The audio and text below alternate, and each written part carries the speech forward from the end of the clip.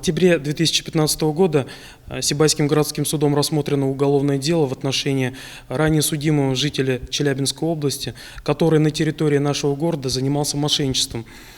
Схема у него была простая, но в то же время действенная. Данный гражданин вводил в заблуждение людей, говоря о том, что занимается ремонтом различной техники, однако в действительности ремонтом не занимался, а похищал переданное ему имущество.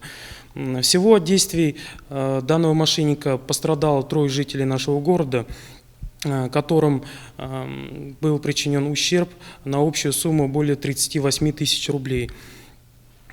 Судом данный мошенник осужден по 3 эпизодам мошенничества к условному наказанию. А также судом полностью удовлетворены иски потерпевших о возмещении ущерба, причиненного преступлением.